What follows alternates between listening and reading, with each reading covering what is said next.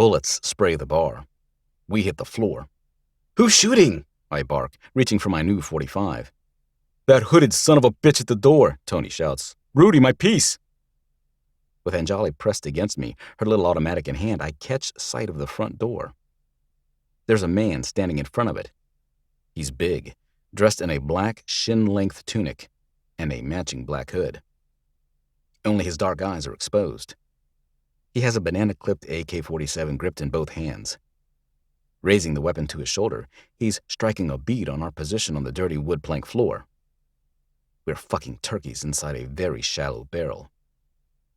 I tip over the closest stool to create a barrier and fire off a burst which sends Black Hoodie down to his knees. Rudy stands, his own Kalashnikov gripped in his hands. He fires a short burst in the direction of the door, nailing Black Hoodie in the chest. He then transfers a revolver down across the bar to Tony. The excavator grips the revolver and shoots at Black Hoodie, hitting him in the thigh. "That'll make sure he stays down," he says. The picture window explodes and two more hooded gunmen jump through, Kalashnikovs blazing on full automatic. "Other side of the bar," Tony shouts. We crawl as fast as possible around the wooden bar, bullets barely missing our heads and torsos, burying themselves into the thick wood panels. When all three of us are safely on the other side, I catch Tony's eyes. "Did you bring these sons of bitches with you?" he barks. "Thank Christ they can't shoot for shit." More firing, directly into the bar, the bullets penetrating and nailing the bottles of booze stacked on the wall behind us. "Chase, I'm not leaving this life without taking some of them with me," Anjali barks. The woman's got spirit, I'll say that for her, even if she is a devout believer in Jesus Christ. "Look what they're doing to our bar, Anthony," Rudy laments. "My fucking bar," Tony barks.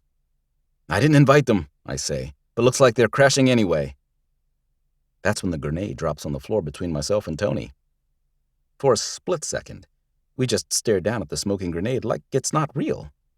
Like we're experiencing a dream, and we're about to wake up a split nanosecond before this grenade explodes and tears our skins to shreds. Instinct takes over. Reaching for the grenade, I grab hold of it, toss it back over the bar in the direction of the front door. When it explodes, the bar shudders. I stand, .45 poised before me, combat position. The hooded gunmen are down on the floor, bleeding out from mortal wounds. At the same time, the logs that were burning in the fireplace have rolled onto the alcohol-soaked floor. Several trails of flames are now spidering their way along the rough wooden planks, up the wooden rails, and along the ceiling. "Stay here," I say to Anjali, while going around the bar. "Make sure those bastards are down," Tony insists. The closer I come to them, I can see they're down all right. Down for good, as in rest in peace.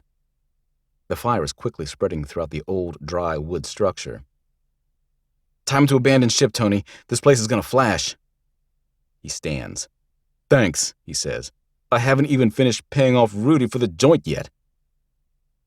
We all head for the front door, which is wide open. We're not outside more than a minute when the entire place flashes over in a red-hot plume of red-orange flame. "Where are the police?" Anjali points out. "And no fire department?"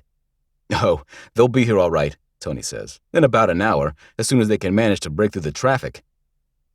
"Welcome to Kathmandu," Rudy smiles. "I hope you brought some cash with you, Mr. Baker." "Who were those men exactly, Chase?" Tony says, his face masked with both disappointment and anger. "And why were they barking about Kali when they busted into the bar trying to poke holes in my head? Your garden variety follower of the evil, thuggy, satanic cult. And why exactly are they trying to kill you, and what does all this have to do with Elizabeth?" he says, as the burning timbers that support the roof of Rudy's cave in, sending shards of sparks out onto the street. Then, holding up his big hands in surrender, "Wait, don't tell me yet.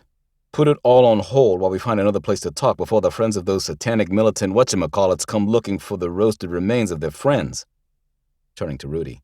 "Rudy, the truck, please." "Right away," insists the bartender as he heads for the front door of Casal Excavating.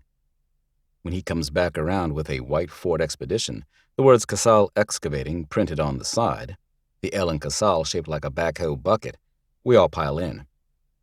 By the time we leave the scene, the Casal Excavating office has also caught fire.